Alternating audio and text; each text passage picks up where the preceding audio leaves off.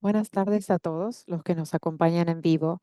Nos emociona mucho que estén en este webinar tan importante, Enfoque Comunitario de Apoyo al Reporte Obligatorio, Actualizaciones de Capacitación y Perspectivas sobre los Esfuerzos de Reforma Estatal. Soy la doctora Tiffany O'Shaughnessy, seré la anfitriona del webinar de hoy. Uso pronombres femeninos, soy mujer blanca, cisgénero de unos 40 años. El lado izquierdo del cabello rapado, el otro lado morado, hasta la barbilla tengo blusa negra con fondo de oficina con una planta y un sofá beige y pintura azul. Soy profesora coordinadora del programa de terapia matrimonial en el Departamento de Consejería de la Universidad Estatal de San Francisco. Estoy aquí también con la co-investigadora la doctora Molly Steer y la doctora Julie Cronister. Le doy la bienvenida también a Janice, que es la que está encargada del apoyo técnico. Quiero reconocer que el campus de la Universidad de San Francisco está en las tierras de Ramaytush Ohlone. Reconocemos que estamos en las tierras y aguas de muchos otros pueblos indígenas que pertenecieron a esta zona. Reconocemos a las personas esclavizadas que trabajaron también en estas instalaciones y en todos los Estados Unidos. Para llevar esta declaración al reconocimiento, les animo a que aprendan más acerca de estos pueblos indígenas, sus tradiciones y sus talentos. Estamos comprometidos en garantizar que este seminario sea accesible para todos. Hay sus títulos en la parte inferior. Si en algún momento no se cumple con esto, díganos mandando un mensaje al anfitrión o coanfitrión. Les agradecemos esto. Este es un entrenamiento anual patrocinado por el proyecto de capacitación de Consejería de Salud Mental que está financiado por el Departamento de Educación.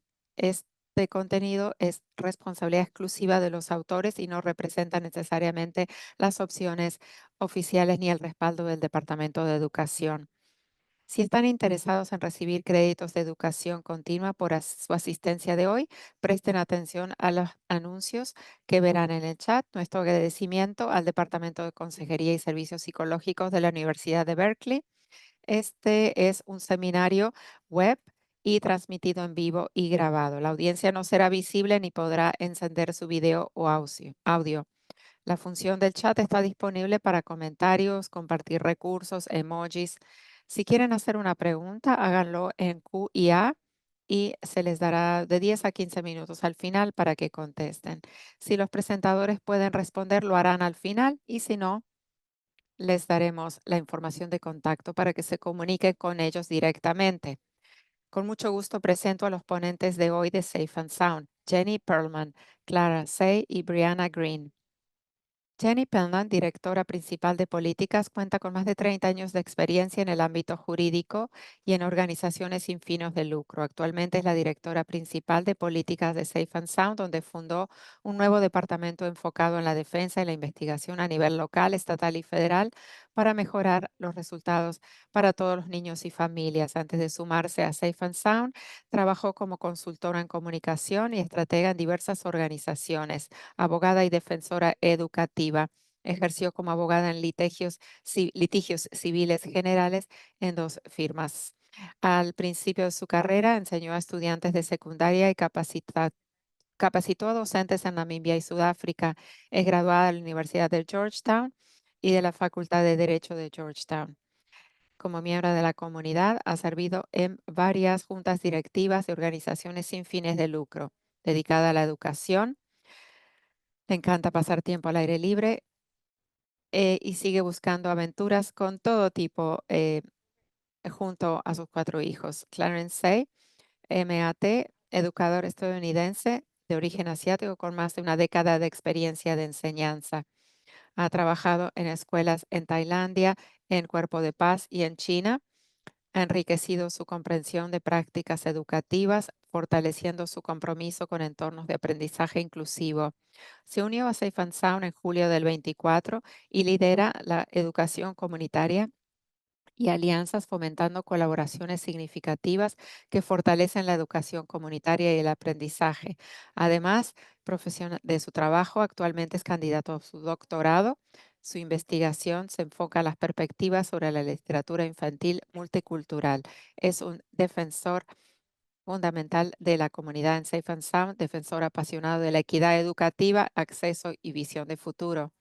Brianna Green, MPA, gerente senior de programas de educación comunitaria en Safe and Sound. En su función actual, gestiona los programas de concientización sobre la seguridad infantil y manteniendo a los niños seguros. También colabora en el desarrollo curricular y programación de actividades. En sus primeros años, dedicó la mayor parte de su tiempo a enseñar a estudiantes de primaria cómo mantenerse seguros, con un enfoque de prevención del abuso sexual. También en Safe and Sound, Brianna supervisó programas extracurriculares y programas de enriquecimiento de becarios. Enriquecimiento de verano. Brianna ha creado lazos duraderos con las familias con las que trabajó durante mucho tiempo. Hemos estado integrando recursos de Safe and Sound en esta capacitación y le vamos a ceder la palabra ahora a nuestros ponentes. Muchas gracias, Tiffany. Es un honor estar aquí con todos ustedes en su presencia, que están trabajando con niños todos los días. Les agradecemos por venir aquí para aprender acerca de alguna de las reformas con respecto al reportar obligatoriamente y cómo incorporarlo en sus prácticas. Al tener que pensar cómo respaldo mejor a estas familias, cómo mantengo seguros a los niños. A la vez, vamos a hablar sobre reformas, cómo van a implementar eso en sus propias prácticas.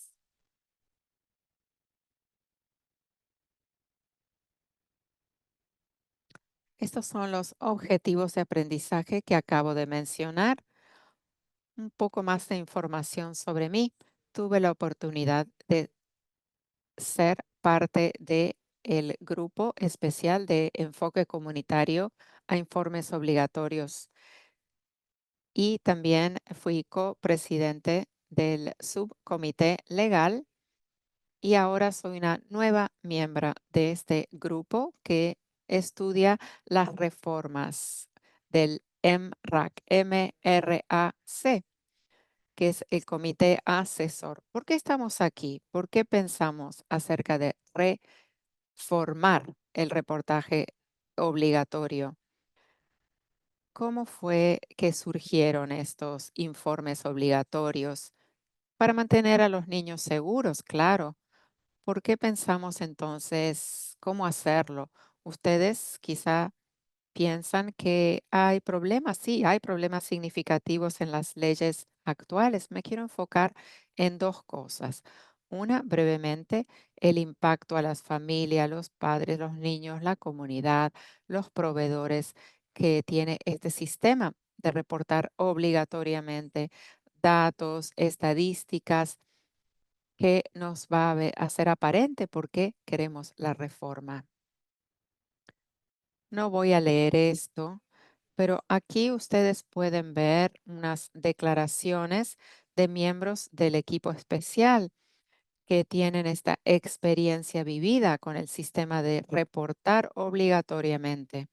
Cuando hacemos este trabajo, es muy esencial que nos centremos en estas personas que han vivido esta experiencia, que han tenido que lidiar con la situación actual, con el trauma que crea esta a las familias y a las comunidades.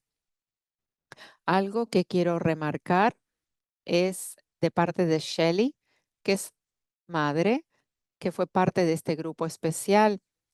Lo que me hace ver la verdad aquí es que Shelley habla de cómo la vida de ella y de su hija hubieran sido muy diferentes si hubieran recibido el apoyo que necesitaban desde el principio, en lugar de que les mandaran a bienestar de niños y que la hubieran sacado a la niña por un tiempo, en lugar de haberla sacado por algún tiempo de la casa. Quiero comenzar diciendo, mirando en cuáles son las alegaciones principales en el maltrato a los niños en California. La alegación más común es la negligencia general, 45% así lo era en el 23, y ese es el caso en realidad en todo el país, 45-50%. Ya van a escuchar acerca de la definición de negligencia general. Es una definición que engloba muchas alegaciones que pueden ser mitigadas con el apoyo, el respaldo, correlacionadas y que a veces se confunden con pobreza y muchas cosas que pueden que requieran un apoyo hacia las familias por violencia doméstica, abuso de sustancia, problemas de salud mental de parte del cuidador. Una más. En esta diapositiva vemos datos que son realmente alarmantes, que no se habían mostrados a nivel estatal. Lo que aquí muestra es el número de abuso, de alegaciones de abuso y de negligencia en California en el 2023. Al lado izquierdo vemos educación, fuerza del orden público y vemos esas alegaciones, qué porcentaje de ellas fueron corroboradas. ¿Qué es lo que determinó el Departamento de Bienestar Social del Niño?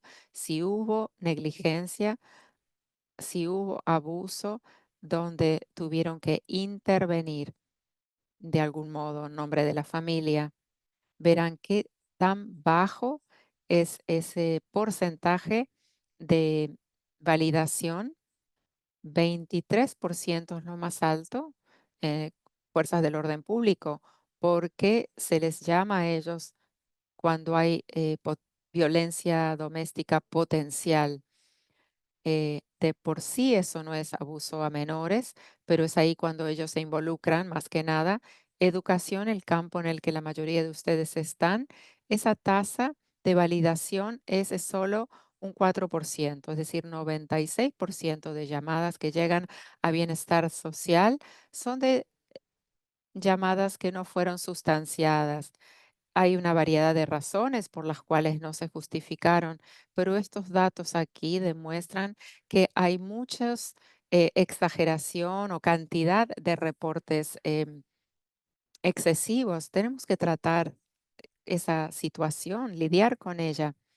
¿En qué otra instancia hay un 89% de tasa de fracaso, de falla, y no hacemos nada? Esperamos poder hacer algo y hacer cambios. La siguiente. No solo hay clara evidencia de que existen denuncias excesivas, pero aquí también se ve una disproporción en raza, por raza, uno de dos o 50% de niños negros o nativos en California y en el país pasan por una investigación de bienestar social para la edad de 18 años.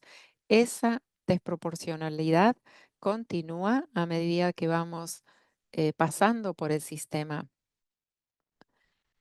Aquí, 5% de la población en California existe un 14% de tasa de investigación. Aunque los niños de raza negra solo sean un 5%, y hay una tasa de un 21% de separación del niño de la familia cuando hablamos de raza afroamericana. Además de el impacto que tiene sobre las familias, los niños y la comunidad, el hecho de que tengan que separar y destruir familias, separar a niños, el trauma que puede causarle eso a los individuos y a esas familias, a la comunidad y el trauma generacional. Este sistema actual también tiene otros impactos significativos. El primero, crea un efecto de miedo. Si uno tiene temor de pedir la ayuda que uno necesita, de que eso va a desencadenar una llamada a servicio social, no van a hablar sobre la necesidad, la ayuda que necesitan para respaldar al niño o a la familia. Existe también ese trauma, ese estigma que es duradero para las familias, aunque la investigación no siga adelante. Sigue habiendo ese estigma en la comunidad, en la escuela, ese trauma que pasa la familia y el niño. Y finalmente, para el sistema de protección al niño en sí, el tener tantas llamadas sin justificación sobrecarga al sistema y ese sistema no puede responder cuando la situación es más seria, cuando en realidad hay una amenaza de seguridad para el niño. Ustedes o sus colegas quizás han experimentado llamar al bienestar social del niño porque tienen una inquietud, una preocupación sobre el niño. El no haber llamado por muchos días, horas, días, no saber los resultados de esa llamada. Eso es porque el sistema está demasiado sobrecargado y cada vez lo empeora más. Muchos departamentos en condados en este estado tienen un severo o están sufriendo una severa pérdida de personal.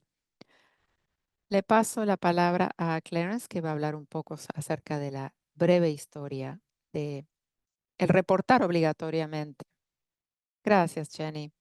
Oímos sobre los datos, los resultados de reportar obligatoriamente. Ahora queremos saber por qué la historia breve de esto en los Estados Unidos no es la historia, sino es una breve historia del reportar en los Estados Unidos. Si se fijan en el área moderna, puede basarse al doctor Kemp en el año 63, que escribió acerca de el síndrome del niño lastimado, donde documentó patrones de lesiones intencionales a niños y donde se critica a los profesionales médicos por ignorar o por mal diagnosticar el abuso. El doctor Kemp trabajó en esto en diferentes partes del país y en el 60, eso fue en el 62. En el 63, el primer país que aprobó leyes que requerían que ciertos individuos, muchas veces eran los médicos, que reportaban el abuso a los niños. En el 1967, los 50 estados aprobaron leyes para que, pudieran, 50 estados entonces aprobaron leyes de reportar. Luego, en el año 74, CAPTA se promulgó, donde se requería que los estados hicieran esta denuncia obligatoria y requirió que los estados implementaran sus propios fondos. Se expandió entonces la definición de abuso y se incluyó negligencia, abuso sexual y daño emocional. Y amplió lo que era el reporte obligatorio. Nos lleva a los 80. En California se promulgó la ley CANRA, que es de reportar negligencia y abuso a menores. Y vamos a hablar en la sección de Brianna un poco más a fondo sobre eso. Desde que se promulgó en el 80, esto ha incrementado el número de individuos que se requieren reporten o que reporten obligatoriamente y que ha tenido que pasar por capacitación. En el 2014, el proyecto de ley 1432 requirió la capacitación de maestros y personal escolar. En el 2015, la ley 1207, proveedores de cuidado diurnos y empleados de cuidado de niños. Y en el 2020, la ley 1973 requirió también que se capacitara a ciertos negocios y a adolescentes también. Así se va expandiendo. Cuando hablamos acerca de la intención y el propósito de CANRA, especialmente en el Código Penal, dice que la intención y propósito de este artículo es prevenir que los niños sufran abuso y negligencia. En cualquier investigación de esto, toda persona que participa en la investigación del caso debe considerar las necesidades de la víctima, el niño, y hacer lo posible para prevenir el daño psicológico y de la víctima. Proteger al niño y a la familia, esa es la intención. Ahora, hablando de las consecuencias no in- sin intención, no intencionadas, y vamos a hablar más hacia el final de esta clase, pero nos lleva a que se distorsionó la implementación, el racismo estructural y el sesgo sistematizado que ha causado daños a las familias, a los niños, especialmente en los Estados Unidos, a familias de razas minoritarias. Eso es por excesivas renuncias, también por trauma, separación familiar, económicas, y hacia el final de la capacitación vamos a volver a hablar acerca de esto. Sesgo en la toma de decisión, problemas legales y económicos y que han desproporcionadamente afectado a los niños y las familias de razas minoritarias. En ciertas reformas legislativas, em, y queremos darle seguimiento a eso a medida de que vamos buscando una reforma a esta ley. En el año 2022 fue firmada, luego tenemos la proyecto de ley 2274 que limita a que se presente un informe de falta de reportar por un incidente conocido o razonablemente sospechado, no más allá de 4 años después de la comisión del delito. En septiembre del 22, la AB 2085, vamos a volver a hablar, modifica la definición de negligencia general, aclarando que la desventaja económica no es negligencia general y que un niño debe estar en un riesgo sustancial de sufrir daños físicos o enfermedad.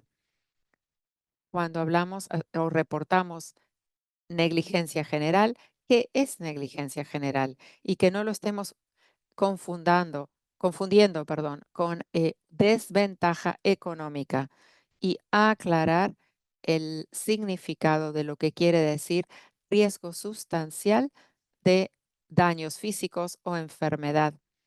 La 1085 dice que la pobreza sola no es para que la Corte tome jurisdicción y el niño entre en el sistema de bienestar social.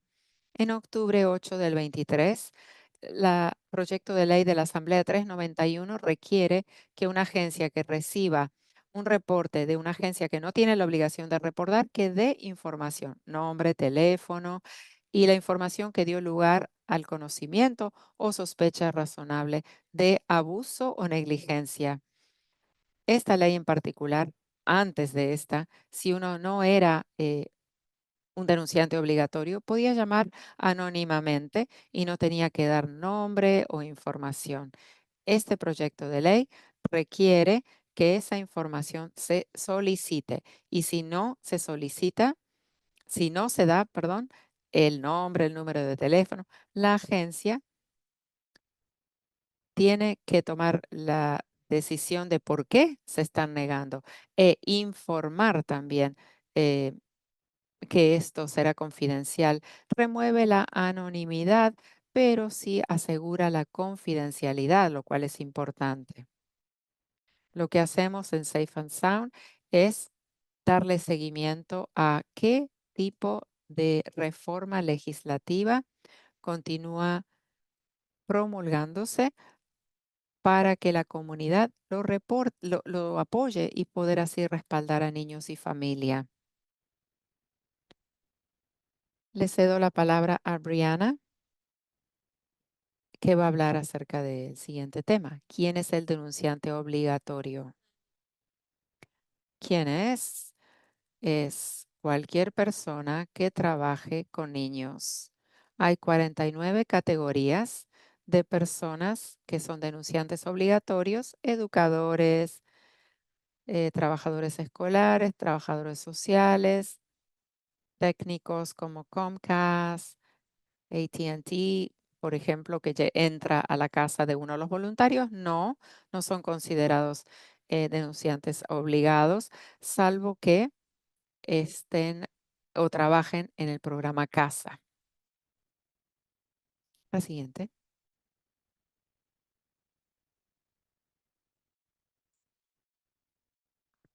Tenemos responsabilidades legales como denunciante obligado. Si se sospecha abuso de un niño, se debe llamar a la agencia local. En San Francisco es Servicios a Familia y Menores y donde se envía un reporte, vamos a hablar más adelante, se llama por teléfono y luego se manda el informe en sí. Si el informante no, o la persona que informa obligatoriamente eh, hace un inicio, mm, eh, recibiría una multa o tiempo en la cárcel si no hace la denuncia obligadamente. Vamos a hablar sobre las definiciones legales de abuso, abuso sexual, emocional, negligencia. Todas estas definiciones se sacan del Código Penal de California. Incluye la lesión física, muerte infligida hacia otro niño, de modo, sí, perdón, la otra diapositiva, Clarence. Bueno, voy a hablar sobre algunos de estos indicadores, no todos, pero voy a tratar de hablar sobre los puntos más importantes. Abuso sexual, la primera definición, es agresión o explotación sexual de un niño. Puede ser violación, incesto, penetración, tocar los genitales, partes íntimas del niño. El abuso sexual puede ser tocar o no tocar. El tocar al niño, los genitales o parte de su cuerpo. El no tocar sería mirar pornografía frente a un niño o hacer masturbarse frente a un niño o que el niño se masturbe frente a uno. Si el niño les revela abuso sexual, les creemos y nos contactamos con la gente apropiada. Servicios de familia y menores en San Francisco. Si el niño no puede, tiene una enfermedad sexual no explicada o si el niño tiene un desarrollo sexual que no se alinee con la edad, esos son ciertos ejemplos de abuso sexual. Siguiente, por favor. Vamos a hablar sobre CSEC, que es la explotación sexual comercial de un niño. Es un delito que involucra el abuso sexual, la explotación para ganancia financiera. Eso es el tráfico de menor, la pornografía infantil, el turismo sexual con niños. Esos son,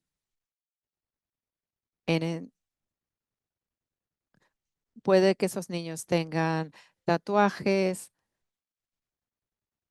que la organización le haya puesto, puede ser de pandilla, puede ser el nombre del perpetrador.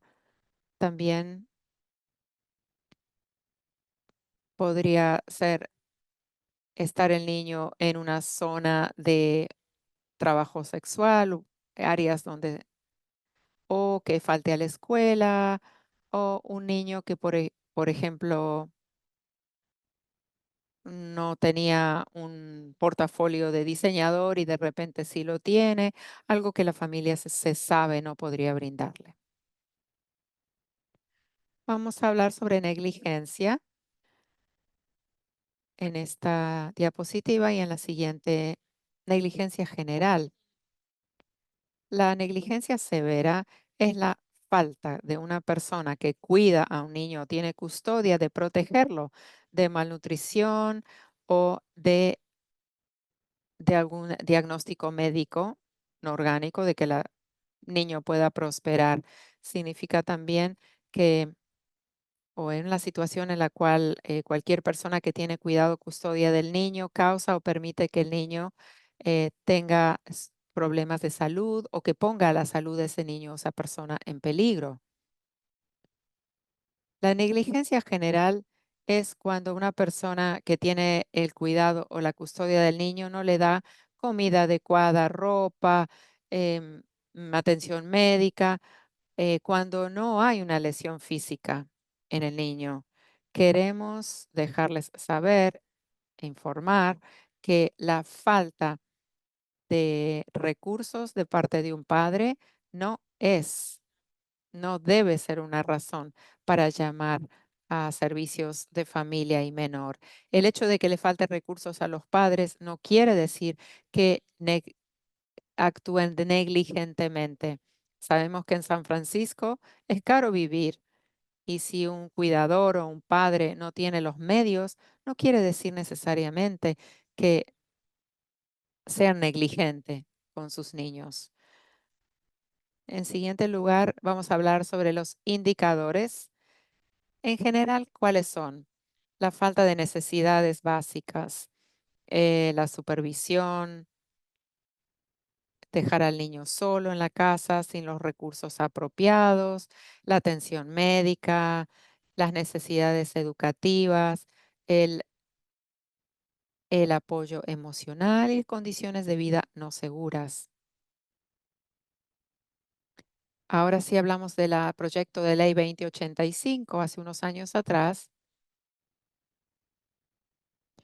El proyecto de ley indicó en su definición de negligencia general circunstancias en las cuales el niño estaba en un riesgo sustancial de sufrir graves daños corporales o enfermedad, pero que no significa o no incluye la desventaja económica. La 2085 no cambia lo de abuso sexual o físico o emocional, solamente lo que tiene que ver con negligencia general, pasando a abuso físico, es el dañar intencionalmente o lesionar a un niño o ponerlo en peligro al niño.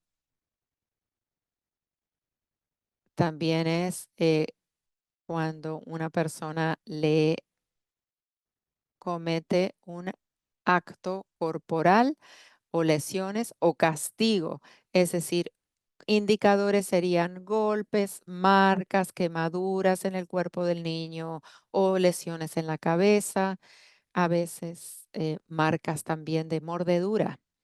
La siguiente, por favor. Abuso emocional es uno de los más difíciles en determinar cuando un trabajador de emergencia o un trabajador social determina que hay abuso emocional, van a reciben recomendación de los profesionales de la salud mental. El abuso emocional es cuando tenemos el conocimiento o se sospecha que está sufriendo daños corporal, daños emocionales o tiene un riesgo sustancial de sufrirlo, que puede ser ansiedad, depresión. Ciertos indicadores de este abuso emocional sería quedarse callado o alejado, también daño hacia sí mismo, puede ser el querer complacer a ciertos adultos. Pasa mucho con los niños más pequeños que quieren, los niños pequeños que quieren complacer a sus maestros. También dejar de comer o hacer sus necesidades en la cama. Ahora hablaremos brevemente sobre la violencia doméstica. VD, también conocida, es el abuso cometido hacia ciertos individuos específicos. Puede ser entre parejas, relaciones, esposos, ex esposos, personas que viven juntas, personas que estén saliendo o que tienen un hijo con el perpetrador o tiene alguna relación de casamiento o relación sanguínea. La siguiente. Control coercitivo. En el año 2020, el Estado determinó lo que constituía el abuso según la ley de violencia doméstica. El control coercitivo es violencia doméstica. El abusador utiliza un patrón de comportamiento abusivo para dominar a su compañero y limitar la libertad de ese compañero, mantenerlo alejado de la familia, amigos, conexiones sociales, quitándole el dinero o decirle cómo gastar el dinero o privándolo de sus necesidades básicas, también humillándolos o siendo abusivos verbalmente con la víctima. La siguiente. Si un niño dice que ha sido abusado o si no lo dice, pero uno sospecha abuso, nos tenemos que asegurar de que se habla con la persona, con el niño, en privado, uno a uno con el niño. Algunos de nosotros vamos a querer tener un colega con nosotros. Si el niño me dice algo a mí, yo generalmente quiero tener a una persona, trabajador social de la escuela, donde estoy trabajando, para que el niño se sienta más cómodo cuando me cuenta la historia de lo que pasó. Queremos estar a nivel del niño, hacerle preguntas abiertas como quién, qué, dónde, cuándo, por qué.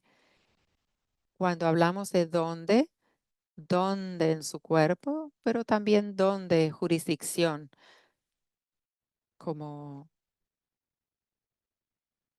o en qué condado. Por ejemplo, San Francisco o Alameda, para saber dónde llamar. Quiero que el niño cuente la historia en sus propias palabras. No queremos forzarlos a decir nada. Queremos recordarles de que hacen lo correcto diciendo no. Gracias por decirnos. Eso es para mantenerlos seguros. Dejarles saber los siguientes pasos. Dependiendo de la edad del niño, y es lo que uno le dice. Para los más pequeñitos le decimos, gracias por decírmelo. Lo que voy a hacer ahora es llamar a otros adultos para ver cómo te mantengo seguro. Nuevamente, haciéndole recordar que nunca es la culpa de ellos, es la persona que quebrantó la regla de seguridad. La siguiente. Después con el niño, tiene que hacer usted el reporte si sospechó abuso en cuanto le sea posible. Cuando digo en cuanto sea posible, quizá no lo puede hacer después de haber hablado con el niño, quizá pase algún lapso de tiempo. No debería ser muy largo como horas, pero pueden ser 10 o 15 minutos antes de llamar por teléfono. Puede llamar al servicio de familia y niños. Aquí está el número de teléfono y luego proseguir con el reporte que se llama SCAR. Vamos a hablar de esto en la próxima. Gracias, Clarence. Una vez que llame al servicio social, ahí necesita, una vez que reciban la información, le tienen que enviar este formulario por fax, por correo o por correo electrónico. A mí me gusta imprimir el formulario y luego eh, escribir la información antes de llamar, porque cuando el trabajador de la línea telefónica recibe la llamada, le van a preguntar en el orden en el que figura en el formulario. Y si tienen más preguntas que hacer, posiblemente le dice, puede pedir preguntarle tal cosa al niño, háganlo y luego regresan a la llamada. La siguiente, por favor. Cuando llaman a servicio social de niño y familia, ellos van a estar ingresando la información con una herramienta, un protocolo de toma de decisión estructurado. Se fijan en historias o buscan historias o información que tenga el niño o la familia o el perpetrador. El trabajador telefónico va a recopilar toda esa información y luego el trabajador social de emergencia le hará seguimiento a la familia si es que se necesita. Se habla con el niño, el padre, el cuidador, cualquier testigo que pueda haber. Puede ser un denunciante obligatorio o alguien en la escuela, en la comunidad, y luego se evalúa para ver si el niño o para ver qué acción se deberá tomar. La siguiente diapositiva. Estos son los resultados de la evaluación. Infundado, quizá el reporte dice que no es cierto o es que no es conclusivo, que no hay suficiente información, sustanciado, información creíble de que se cometió abuso. Los trabajadores sociales que responden ante la emergencia van a determinar qué tan rápido llegarán. Si es una emergencia, llegarán entre 2 a 24 horas. Si el niño no está en un peligro inminente y tienen que llegar y hacer una investigación, quizás de 2 a 10 días. La siguiente que creería que es un... Sí, es antes de la siguiente información, antes de la siguiente sección. Esta es la... Brianna es la persona que hace todos los o sigue todos los reportes obligatorios y es la que se encarga de la capacitación. Parte de los objetivos de esto es alinear lo que está en la capacitación directamente con lo que se dice en cámara, que es importante que uno no puede fijarse en cámara sin direct, sino tratar de encontrar seguir lo que dice la ley de California y también ser informado no solamente lo que está escrito en la ley, sino el proceso mediante el cual o cuáles son los indicadores que identifican el abuso, la negligencia, lo que es y lo que no es, así como también cómo presentar el reporte y de qué manera seguir el proceso. No solamente hacer una capacitación, sino estar enterado de manera regular y estar al tanto de cómo se hace. Gracias por compartir esa información. Bueno, en siguiente lugar, creo que tenemos un receso de 10 minutos antes de pasar a la siguiente sección. ¿Eran 10 minutos o 5 minutos? 5 minutos, está bien. Bueno, tomaremos 5 minutos entonces.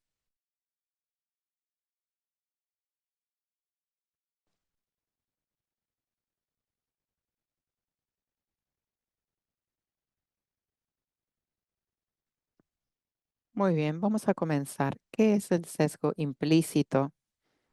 Esto se refiere a pensamientos, actitudes o estereotipos formados por experiencias y basado en asociaciones aprendidas entre calidades y categorías sociales. Incluye raza, edad, género e influencia nuestra percepción y nuestro comportamiento, aunque nosotros no estemos enterados, no nos demos cuenta que esos sesgos existen. Esos sesgos implícitos es como la gente está predispuesta, es como ordenado en categorías, es como una categorización social. Es un proceso mediante el cual separamos a los grupos de individuos según la información social, como dije, sexo, raza, edad, y tendemos a agrupar a la gente con otros factores, estatus social, ocupación, orientación sexual, religión, política, inclusive apariencias. Esto ayuda al cerebro a procesar información rápidamente, pero este proceso de una generalización amplia lleva a hacer estereotipos. Y este medio ambiente, el medio ambiente de uno, el crecimiento, medios sociales, pueden ayudar a formar estos sesgos. Cuando hablamos acerca de reportar obligatoriamente, nos tenemos que fijar cómo estos sesgos implícitos entran en juego al reportar cosas que no estamos enterados conscientemente. ¿Cómo podemos estar más conscientes de estos sesgos o implícitos, sesgos implícitos antes de reportar? Por ejemplo, un ejemplo sería el, el hacer una equivalencia entre la pobreza y la negligencia, o reporte basado en raza. Hay grandes proporciones de negligencia general que se reporta, pero no es sustanciado. Y ahí estamos pensando acerca de disproporcionalidad con respecto a reportar números en individuos de color y cómo esos números están muy desproporcionados cuando pensamos acerca de niños de de raza afroamericana comparados con niños hispanos o niños asiáticos. Otra cosa que debemos considerar acerca de cómo se impacta a las familias es el trauma. El reportar puede ser una experiencia traumática para muchas familias con niños. Cuando hablamos de definir trauma, el abuso la Administración de Abuso de Trauma, Abuso Sexual, SAM-HSA, dice que el trauma puede surgir de un evento, serie de eventos o circunstancias que experimente un individuo, algo que sea emocionalmente dañino a nivel de emoción y físico y que puede también amenazar de modo adverso al funcionamiento del individuo. Y a veces estas altas tasas de informes no sustanciados llevan a un daño significativo e innecesario de trauma a los niños y familia, cuando una investigación innecesaria puede causar confusión, temor, ansiedad, no solo en el momento, sino más adelante. El estrés de este trauma podría causar un trauma físico hacia los individuos de un modo adverso a la salud, que afecta a la salud de la persona. Cuando pensamos acerca del impacto sobre las familias, Jenny lo habló acerca de el reportar obligatoriamente en este equipo especial ha estudiado que en las últimas décadas el número de niños en California que fueron reportados a Servicio de Protección del Menor ha oscilado entre 400,000 a 500,000. Sin embargo, las alegaciones sustanciadas han sido menos de un 15%. Actualmente es más cerca de 11%. Estamos hablando de aquellas que son justificadas, que después del reporte se han investigado y han visto casos que han sido injustificados. Las leyes de reportar se han expandido y han creado una diferencia, esto basándose en racismo, en sesgo y bajo qué otras circunstancias. Tenemos que pensar en esta circunstancia en que casi un 90% de los niños reportados cada año tienen alegaciones que han sido infundadas. ¿Qué podemos hacer para tomar decisiones y para combatir esos efectos negativos en cuanto a la disproporcionalidad, en cuanto a las denuncias excesivas? Tenemos que utilizar herramientas, mejores herramientas para tomar decisión y cosas que podamos utilizar y también otros aspectos en los que debemos pensar antes de hacer el reporte. Una cita que me gustó mucho es la del doctor James Metz. El doctor James Metz es un pediatra eh, que dirige el Hospital Vermont de los niños y dice que el reportar no es benigno. No es benigno el reportar. Previamente se creía que cuando se está en duda, repórtelo, pero queremos alejarnos de esa creencia. El reportar puede causar daño, aunque ustedes crean que están haciendo el reporte y dejando que el sistema haga lo que tiene que hacer. Generalmente no es el caso. El reporte afecta directamente. ¿Perdón? ¿Me escuchan? Sí, sí lo podemos escuchar. Cuando piensan acerca de el reportar o cuando se hace un reporte que puede directamente afectar al niño o a la familia y cómo tiene un efecto dominó y cómo esa familia puede prosperar, que es objetivamente, ¿qué es el objetivo? En último caso, el querer que el niño crezca y que prospere. En conversaciones, él indica ciertos elementos respecto a reportar. Es importante tomarse una pausa, un descanso, un momento intencional para asegurarnos de por qué lo reportamos, por qué reportamos, las razones y que reportamos en el momento oportuno y sobre la persona correcta. Me gusta pensar entonces en esta escalera de inferencia. No estamos llegando a una conclusión rápidamente o a una acción rápidamente en base a lo que vemos y los datos selectos que obtenemos de un incidente. Es importante reflexionar cuando uno va a hacer un reporte, un momento, tomarse un momento intencional para asegurarnos de que estamos llevando a cabo un reporte real y cuando se necesita. Parte de esto, lo que voy a hacer ahora, vamos a repasar algunas de las herramientas que el Estado ha estado implementando o diferentes condados y volver a las recomendaciones del grupo especial que Jenny va a mencionar. Esto viene de Nueva York, del Departamento de Servicios a Familia y Niños de Nueva York. Es una de las recomendaciones, cómo evaluamos el sesgo y considerar la pregunta, ¿tomaríamos la misma decisión de llamar si alguna de estas categorías fueran diferentes?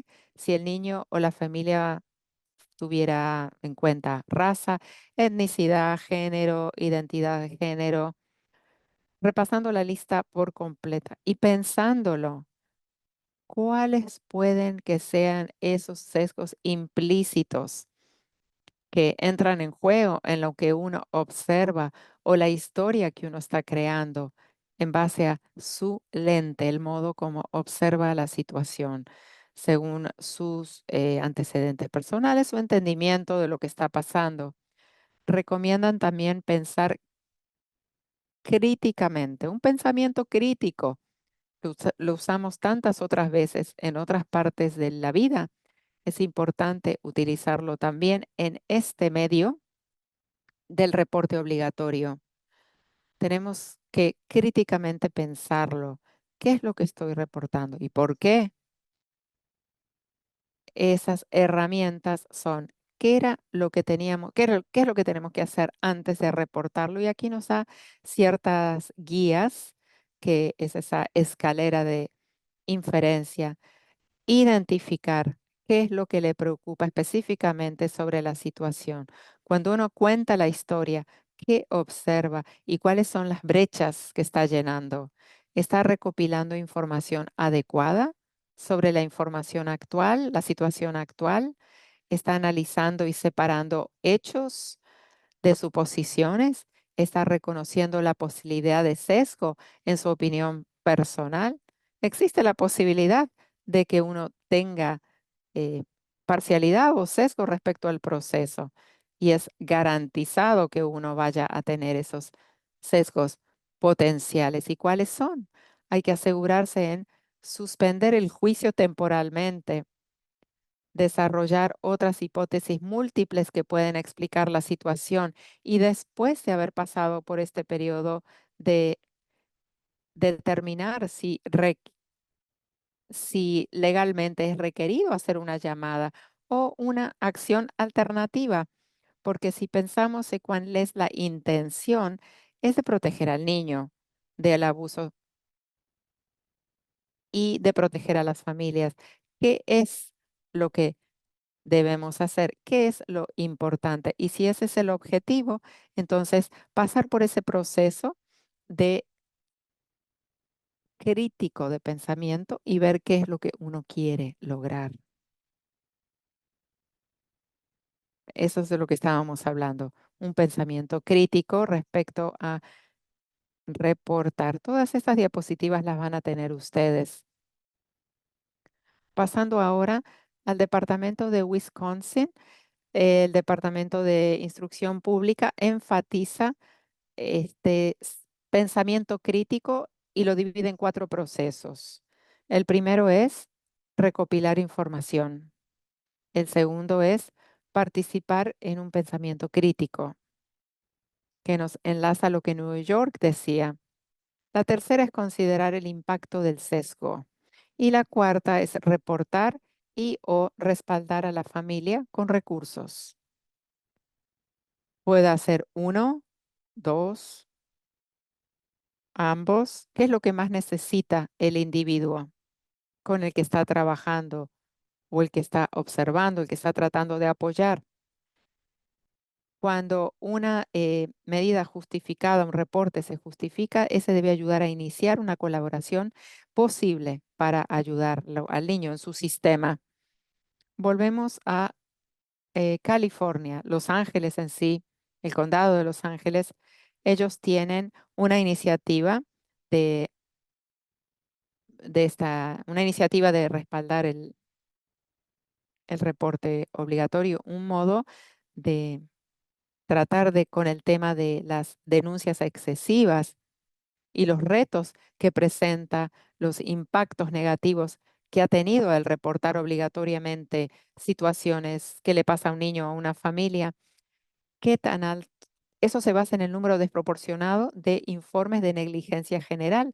¿Cómo nos damos cuenta que no estamos haciendo un reporte porque simplemente el niño viene a la escuela con la misma camisa y está un poquito sucia? ¿Ese es un causo, es esa causa para hacer un reporte? ¿O alguien que trabaje en una guardería y vea que el niño no huele bien y que parecería ser no se bañó en unos días? ¿Es suficiente razón para reportar eso? ¿Qué es lo que está poniendo al niño en un riesgo sustancial de daño? ¿Y de qué otra manera podemos intervenir y respaldar al niño antes de hacer el reporte? Crearon aquí un árbol de decisión en respecto a la negligencia. Es muy importante verlo. Aquí en San Francisco, el Departamento de Servicios a Niños y Familia también utiliza este árbol para la toma de decisiones. Si es un sí o es un no, en qué dirección. Si uno comienza, en qué dirección se va. Si uno comienza aquí, por el principio, si se fijan en la parte de arriba, este es el modo para tomar decisión. Primero, aclarar la inquietud y cómo se cumple con el AB 2050. 2085, perdón, es primero ver la definición de negligencia general, que no incluye la desventaja económica del padre y que tiene que ver con un riesgo sustancial de que sufra un daño o enfermedad física. Fijarse entonces si se aplica la 2085. Al determinar eso, si se sospecha, se debe considerar las siguientes preguntas a medida que se va bajando por lo que es este árbol. El niño ha sido sujeto a abuso sexual, abuso emocional, abuso sexual o negligencia severa, sí o no, y a medida de eso va bajando por lo que es el árbol. La siguiente instrucción es considerar el punto de vista de cada uno, que es lo que Wisconsin y Nueva York recomienda. ¿Qué preguntas me puedo hacer para asegurarme de que estoy pensando claramente? ¿Cómo estoy tratando cualquier sesgo potencial? ¿Cómo separo hechos de suposiciones? El tercer paso es consultar cuando sea posible y razonable. Esta es una recomendación. Recomiendan que uno no tome la decisión en aislado, en la cabeza,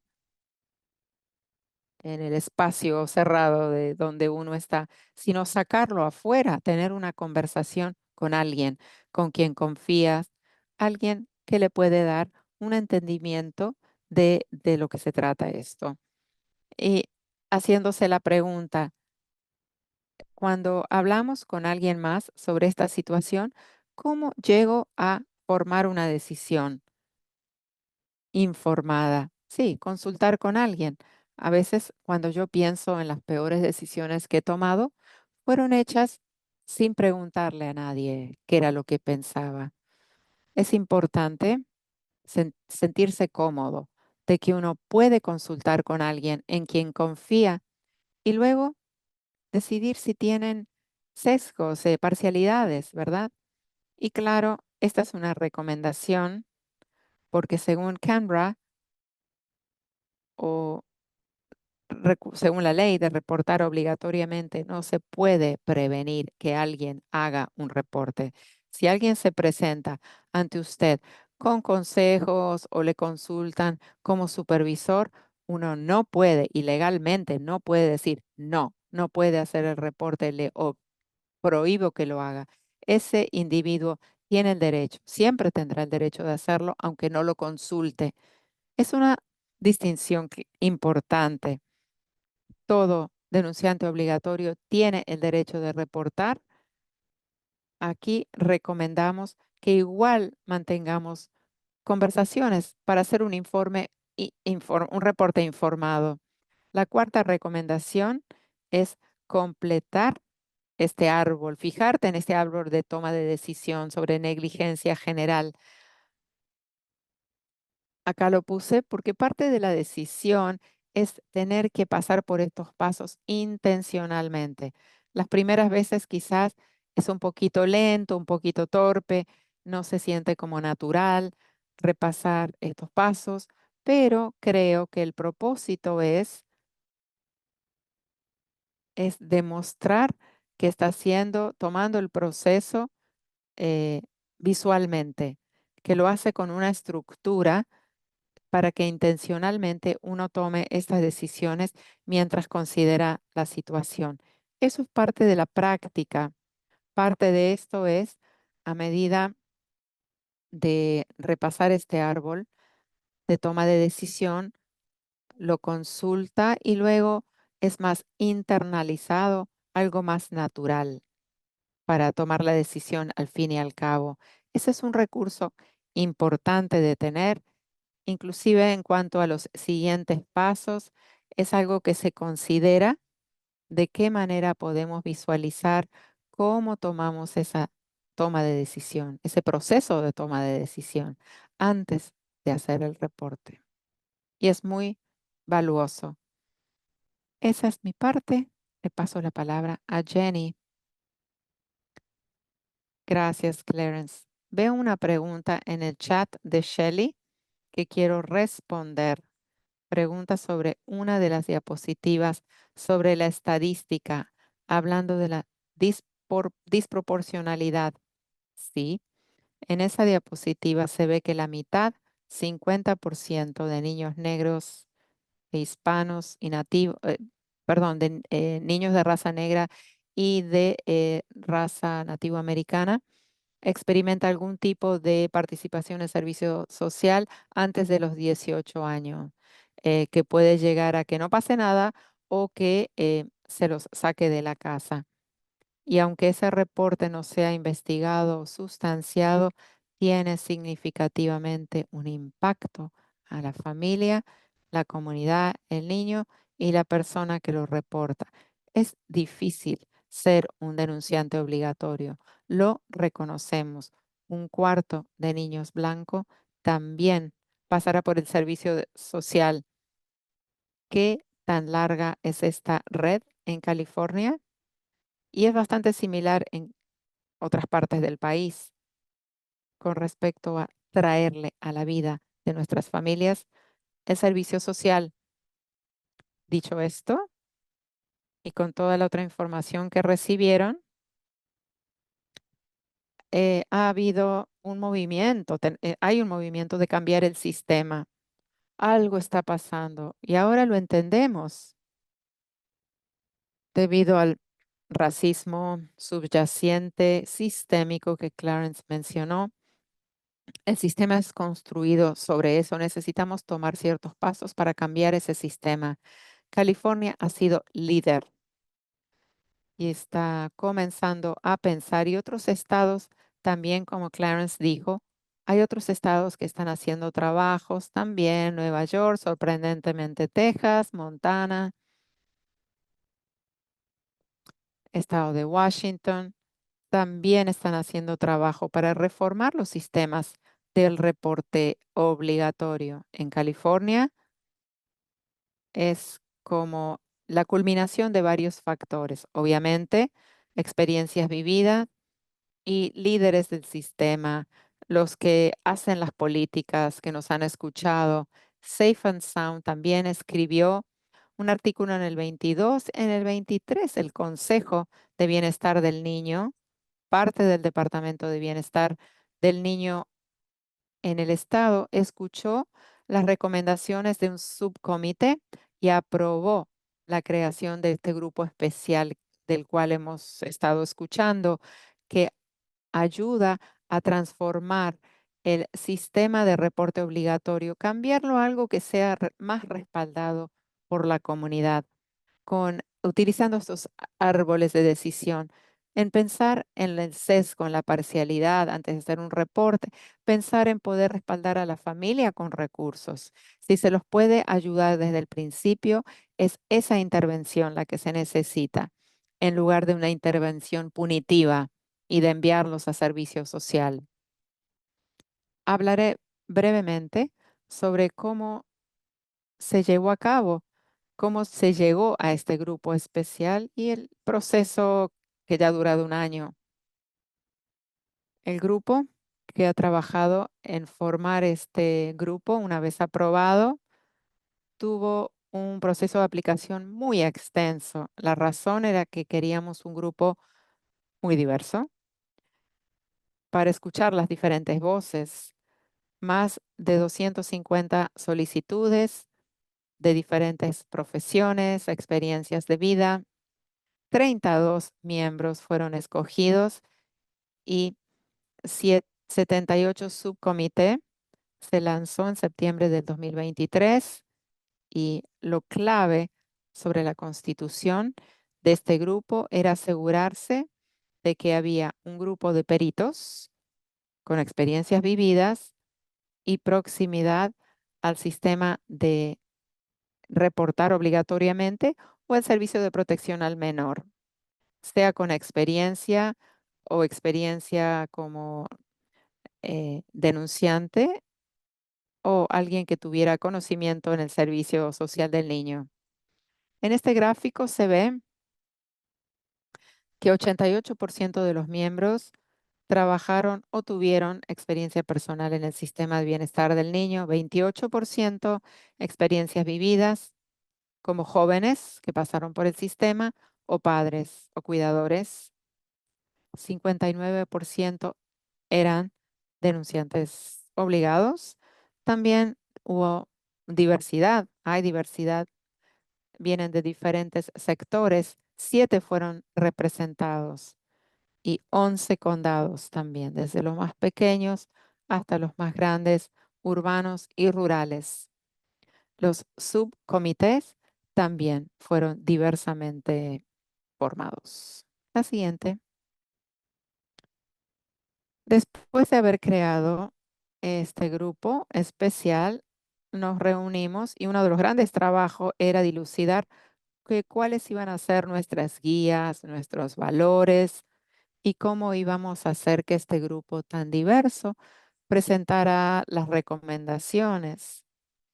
Lo que nos guió a formar esto es cambiar el enfoque. En lugar de, bueno, tenemos que ir proteger al niño, reportar, reportar, reportar. Cambiarlo. ¿Cómo podemos mantener a una familia segura con los recursos que necesitan para prosperar? Esa fue nuestra estrella que nos guió. Y reconociendo esto, creamos los valores, las prioridades estratégicas y después de muchos meses y de conversaciones desafiantes y diversas perspectivas en mi subcomité, tuvimos varias personas que habían trabajado para bienestar del niño con experiencia vivida, terapeutas, educadores y defensores. Fue difícil llegar a una recomendación, pero sí lo logramos. Se emitieron en junio del 24 y el reporte se lanzó en septiembre del 24 y fue unánimemente aprobado por los miembros votantes del Consejo de Bienestar del Niño. Ese reporte, hay un link aquí, pueden tener acceso a él y también de la página web del Consejo de Bienestar del Niño, así como todos los materiales son públicos. Voy a hablar sobre las recomendaciones y que son 5 niveles de cambio. Los agrupamos en cómo son los cambios y cuáles son lo que tenemos que implementar. Lo primero es relacionado a datos y rendición de cuentas. Lo segundo, cambios de política. Lo siguiente, la capacitación. Algunos lo recibimos de parte del empleador, otros a través del Estado y otros como ustedes a través de esta presentación. La cuarta fue crear un camino comunitario, la capacidad de que un denunciante obligatorio pudiera contactarse con recursos que necesita la familia para prosperar, ayuda que necesite para conseguir apoyo o no conseguir apoyo y luego una acción punitiva en contra a través del sistema social. Y finalmente un cambio narrativo. Este es el primer grupo de recomendación en datos y asumir responsabilidad. Lo primero es establecer otro cuerpo a nivel de Estado para asegurarnos de que hay un cuerpo que tenga la autoridad y sea respaldado en todo el Estado para ejecutar cambios y que pueda seguir por muchos, muchos años hasta que se hagan las reformas.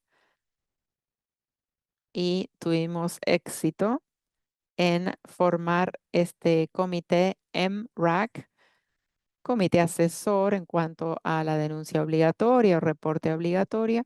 Y este mes creo que es la primera reunión.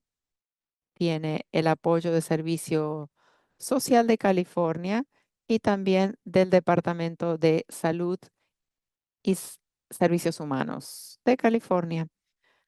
Hay varios miembros del comité que estarán representando diversas disciplinas, así como gente que tuvo experiencia vivida. Otra parte clave de todo esto, ven ustedes qué tan eh, importantes son estos temas. ¿Cuánto necesito para hacer un reporte? ¿Cuánta información? ¿Cuánta desproporción hay en las poblaciones afroamericanas y latinas? ¿Qué es negligencia? Como dijimos, negligencia general es una categoría tan amplia. Tenemos que entender que si vamos a cambiarlo o eliminarlo a ese concepto, ¿qué tipo de casos tenemos? ¿Qué tipo de respaldo necesita la familia cuando cae en esta categoría de negligencia general? Hoy, hablando de esto, queremos asegurarnos en que estos cambios siguen según la 2085, que cambia la definición de negligencia y de reportar la negligencia general. Yo hago estas capacitaciones todo el tiempo y le pido a la gente que levante la mano o que nos diga si han oído sobre este proyecto de ley 2085. Muchas, muchas personas no han oído sobre este cambio. Eh, en realidad estamos hablando de desmarañar la negligencia general de la pobreza. Seguimos presentando esto en diferentes lados. ¿Cómo podemos implementar, utilizar ese árbol de toma de decisión del cual habló Clarence, llegando al objetivo y eliminando la negligencia general de nuestro reporte? El siguiente nivel es lo que tiene que ver con la política. Una de las primeras cosas es, tuvimos muchas conversaciones acerca de fijarnos en muchas de esas categorías del denunciante obligatorio en el estatus de CANRA. Tenemos 49 en California y se siguen sumando casos en los que llegan donde hubo una situación terrible y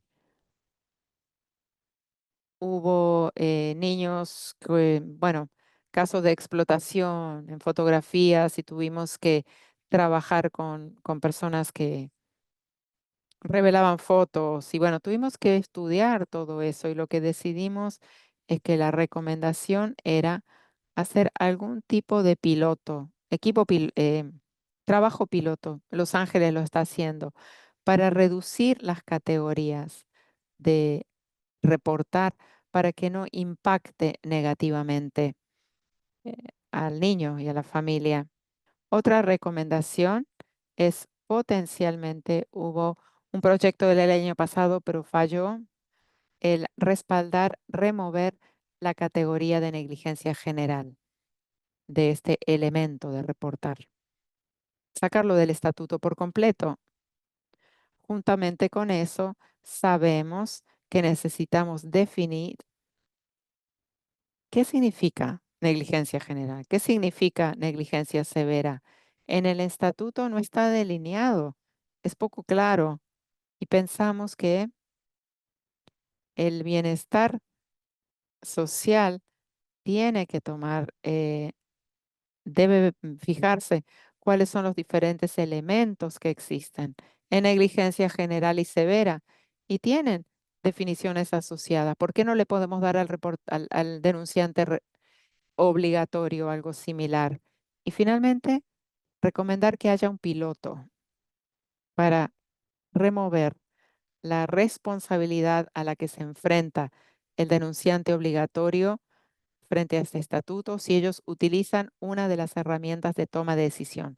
Si en Los Ángeles, que hay una herramienta para tomar decisión y si se revisó la misma, se usó la misma y no se hizo un reporte, se dice, no, no hace falta que se reporte, el niño no se enfrenta a un problema de seguridad y no lo reporte, que esa persona no sea responsable de pagar una multa o de ir a prisión. El condado de Los Ángeles propuso un proyecto de ley pidiendo hacer esto como un piloto, un programa piloto. Desgraciadamente acaban de retirar ese proyecto de ley. Había mucha oposición de grupos y sindicatos y decidieron que no valía la pena eh, alivianar el proyecto de ley, por lo tanto la retiraron. Quizá podamos hacerla ver el año próximo otra vez. Estas recomendaciones se basan en capacitación. Como muchos de ustedes saben, no hay una capacitación a nivel del Estado em, que se requiere. Muchos de los denunciantes obligatorios ni siquiera tienen que recibir entrenamiento. Alguna de sus licencias puede que lo requieran o el empleador, pero a nivel del Estado, solo unas pocas categorías requiere que sean capacitados. Eso es algo muy significativo. Es realmente difícil, es una parte difícil del trabajo de la persona. Es muy duro para las familias y para las comunidades. Es nuestra recomendación que todos sean capacitados con algún tipo de capacitación uniforme que incluye fijarse en esos sesgos potenciales, oportunidades de hablar con personas con quienes uno confía en la organización u otros colegas o conectarse con familias o recursos. Estamos trabajando en esto a nivel del Estado para crear alguna suerte de entrenamiento que tenga un contexto anti-sesgo y para que esperamos que el Estado cree una página en su página web, en el Departamento de Servicio Social, donde haya una legislación de que toda persona que informe obligatoriamente sea entrenada. En esta diapositiva vemos un cambio narrativo. Queremos cambiar este sistema punitivo. Entendemos que va a tomar tiempo. Ese trabajo debe comenzarse, debe hacerse y ver cómo hablamos sobre familias, cómo miramos a las familias que no se ven como nosotros, como nuestra experiencia vivida, que son otro tipo de personas.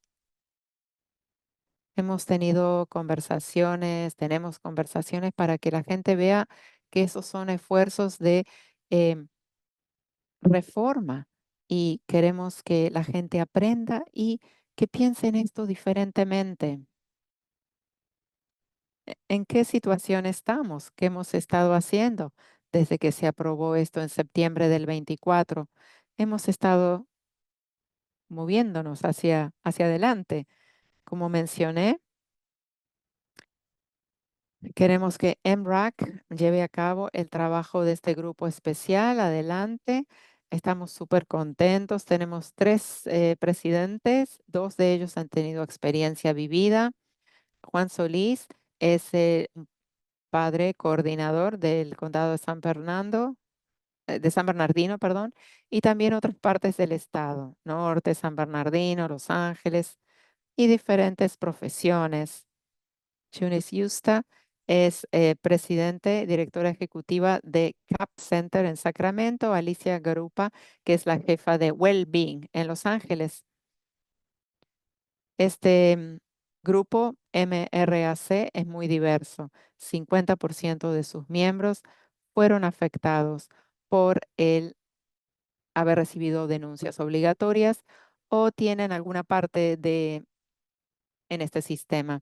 Con respecto a los datos y rendición de cuentas, estamos trabajando con el Departamento de Servicio Social para recopilar datos sobre negligencia y entendemos que han habido ciertos investigadores que han mirado más de cerca en ciertos condados los datos de negligencia y han identificado que muchos de estos casos de negligencia general se asocian con temas significativos de violencia doméstica, salud mental, uso de sustancia, y tenemos que pensar en esto y asegurarnos de que las comunidades reciben los recursos y apoyamos a las familias como parte de experiencia familiar. En cuanto a política, continuamos con esta porción de educación para asegurarnos de su implementación de los cambios según proyecto de ley 2085, la definición de negligencia general, y seguimos proponiendo proyectos de ley. El asambleísta Jackson nos ayuda en esto de que se establezca un entrenamiento uniforme para los denunciantes obligatorios en el estado. Con respecto al camino comunitario, hemos empezado a recopilar más y más información de condados donde ya tienen estos sistemas, Humboldt, Los Ángeles, San Diego, donde se les da a los denunciantes obligatorios ciertas herramientas para seguir el apoyo necesario. En Los Ángeles pueden ir a este árbol de decisión, hacer clic y obtener los recursos necesarios para la familia o pueden escribir también en línea un modo para conectar con recursos para la familia, donde hay herramientas que pueden utilizar. Se ve donde hay una apertura, elegibilidad para la familia con la que uno está trabajando y ahí puede uno saber si recibe los recursos necesarios. En cuanto a capacitación, como mencioné, estamos trabajando con la Oficina de Abuso de Menor, de Prevención al Menor, para crear una capacitación más universal y en cuanto al cambio narrativo, continuamos diseminando la información sobre los cambios que este grupo especial recomendó. ¿Qué es lo que tenemos que hacer para seguir adelante? La siguiente diapositiva. ¿Qué puede uno hacer después de haber oído esto? ¿Cómo puede uno respaldar este movimiento, estos cambios? Clarence dijo, el trabajo que uno puede hacer como denunciante obligatorio, cómo traer esto a la propia práctica de uno, a la organización, asegurarse en leer el reporte, compartirlo, dejarle saber a otros que existen estos esfuerzos para reformar el sistema, dejar de saber a la gente que hay otras maneras de hacer esto, además de solo reportar, reportar y reportar. Dejarle saber a la gente que proyecto de ley AB 2085 realmente está tratando de sacar negligencia de pobreza, distinguirlo, y que la ley cambió y que uno no puede considerar la desventaja económica de la familia al hacer un reporte sobre negligencia general. Y también que uno puede participar en este Consejo de Bienestar del Niño. Está abierto al público, está disponible en la página web y puede proporcionar también comentarios públicos en las reuniones.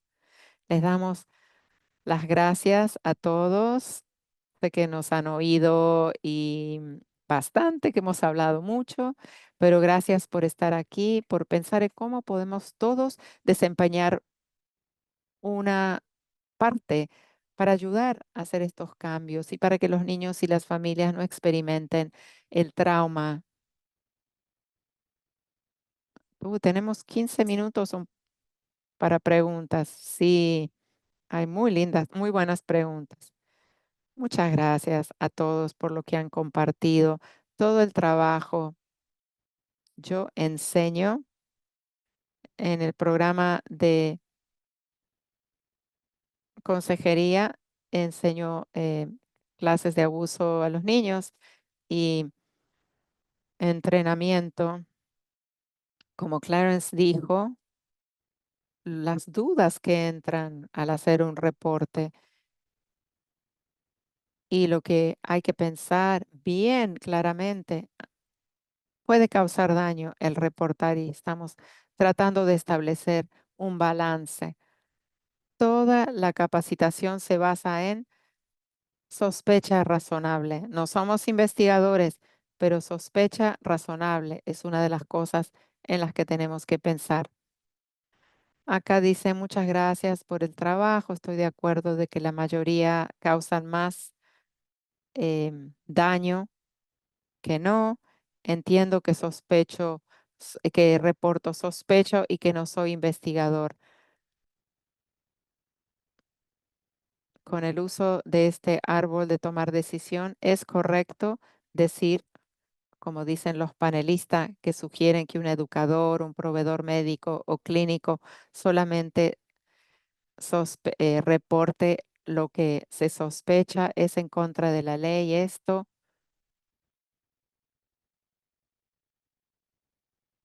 o no tenemos que reportar en base a esa sospecha razonable. Puedo hablar sobre la primera parte o la última parte, quizá Clarence puede hablar sobre la primera. Son grandes preguntas, así que, pero muy importante. Paciencia. Tienes correcto de que la ley dice sospecha razonable. Ningún condado ha hablado sobre eso o lo ha mencionado.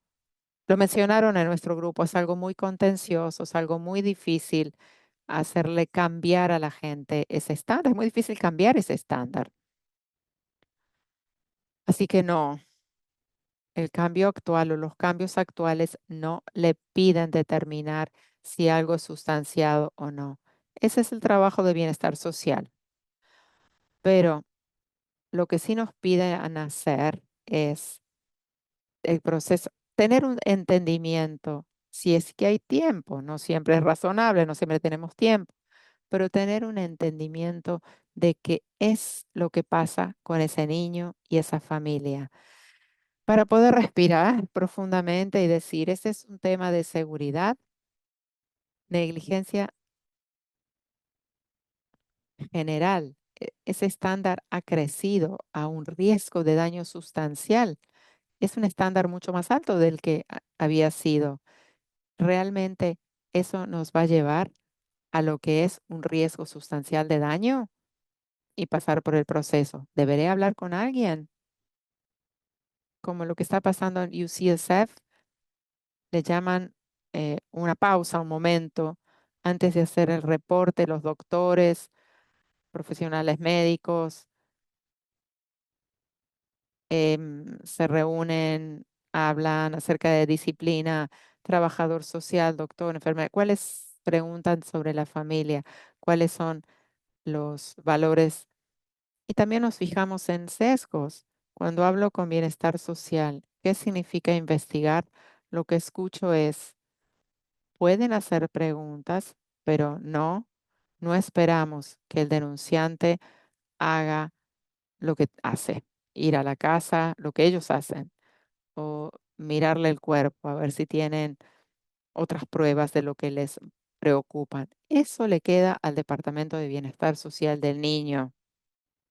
Con respecto al programa piloto de Los Ángeles, ellos esperaban poner esto en un programa piloto, utilizar esa herramienta de la cual habló Clarence y eliminar esa pieza de asunción de responsabilidad para poder probar la resistencia de eso versus reportar, reportar. Desgraciadamente hubo mucha oposición. Así pasa. A veces se rechaza y uno trata de formar una coalición y probar al año siguiente. Brianna, Clarence, ¿algo que agregar?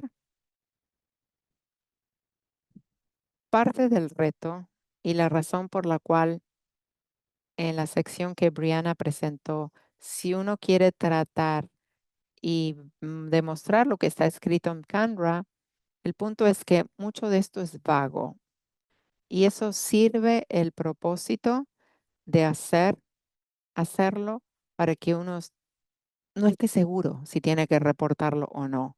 Y creo que ese elemento de si hay repercusiones potenciales crea un ambiente de que uno se tiene que preguntar, ¿por qué entonces hago el reporte?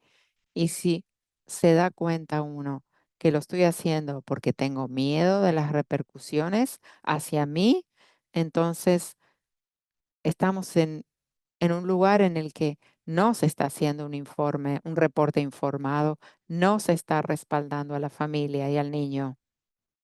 Si ese es el caso, se hace más daño que bien. Y lo vi en esa pregunta hacia el final. ¿Por qué la capacitación es importante? Es valiosa porque uno participa en estas conversaciones, se fija en lo que la ley dice, qué es lo que está escrito en la ley y qué no. Y tenemos que seguir teniendo estas capacitaciones y discusiones, porque solamente teniendo esas discusiones surgen estas preguntas. Similarmente hablando, no queremos tomar decisiones aisladamente, lo queremos hacer en comunidad, con una responsabilidad colectiva de este sistema del que somos parte. También cuando pensamos del sistema en sí mismo, él se están moviendo en esa dirección. Briana, quizá tú puedas decir algo más. Llamar a la línea de emergencia y pedir recomendación y comentarle lo que uno está considerando y pensando antes de hacer el reporte. Pienso que ellos también están sufriendo porque hay demasiados reportes y no tienen la capacidad de respaldarlos a todos y de tomar buenas decisiones cuando van a trabajar al sitio. Por lo tanto, es importante el pensarlo antes de hacer el reporte. Briana, no tengo mucho más que agregar, pero sí, si uno duda, pongo eso, no pongo eso, uno puede llamar y consultarlo. El trabajador de la línea telefónica le ayudará. Uno puede llamar para consultar si hace falta. ¿Cierto? ¿Es cierto eso? A veces uno llama para consultar y le dicen, no, no lo hacemos. Y tiene que llamar de nuevo y hablar con esa persona que no esté tan quemada ese día y consultarlo. Sí, escucho mucho eso de que uno puede llamar a consultar y a veces le dicen, no, ¿lo va a reportar o no? Yo sé, el trabajo es muy difícil. Me ha pasado eso a mí y como dices, sí, tienes que volver a llamar. A veces han habido ocasiones en las que he llamado para consultar y luego, ¿lo reporto o no? Bueno, depende de ti, te dicen. O sea que sí, tú puedes volver a llamar si sientes la necesidad.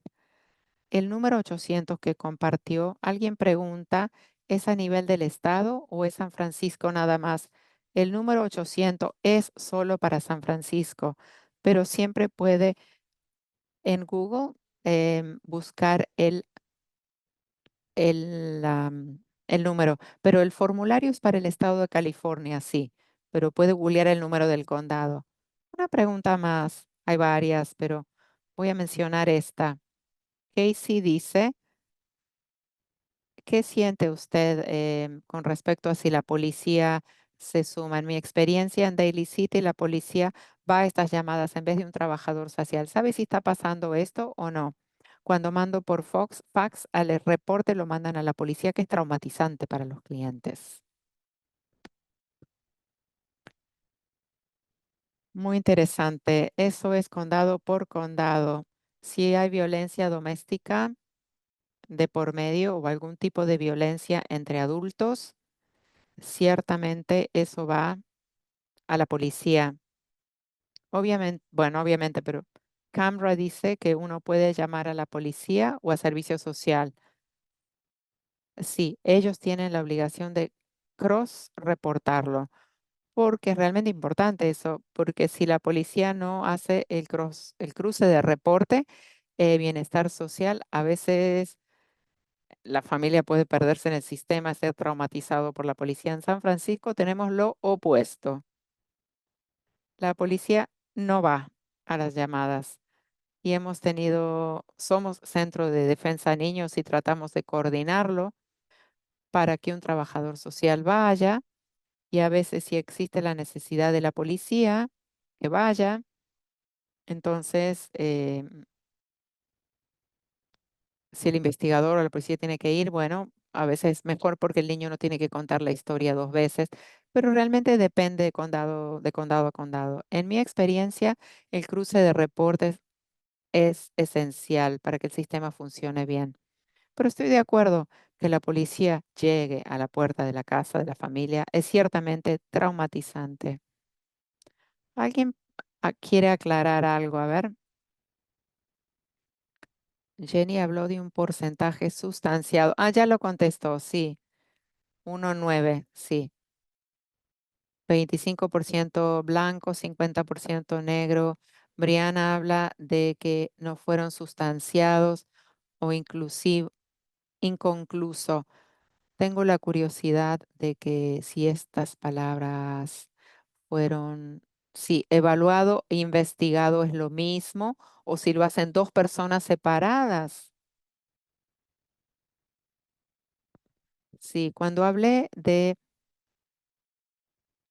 reportes que no tenían fundamentos, que no eran concluyentes o sustanciados, eso viene del reporte FSC. Esos son cuando un trabajador social tiene que basarse en eso. A ver, Jenny, si usted puede, no sé cómo se utilizan en realidad. No sé si se los usa intercambiadamente. Es que hay diferentes disposiciones para el caso. Algunos son evaluados, quizá no hay suficiente información o el niño tiene más de 18 años, todo tipo de razones, o no tienen suficiente información para tomar acción. Y luego, Brianna hablaba sobre las diversas partes. La parte que conecta nuestras dos es la parte sustanciada, justificada.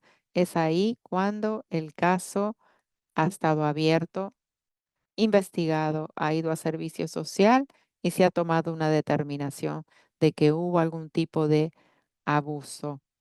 Ahí queda sustanciada. Quizá toman una medida diferente, remueven al niño o casos en los que la corte lo monitorea, a veces no, sigue siendo un caso.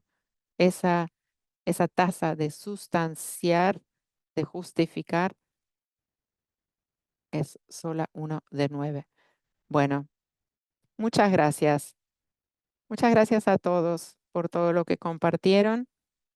Y como vamos a poner en el chat, el video va a estar pronto en YouTube. También las diapositivas, así que tendrán acceso a todo eso. Muchas gracias a todos. Gracias por su trabajo. Se los agradecemos. Tengan un muy bonito día y fin de semana. Gracias a todos.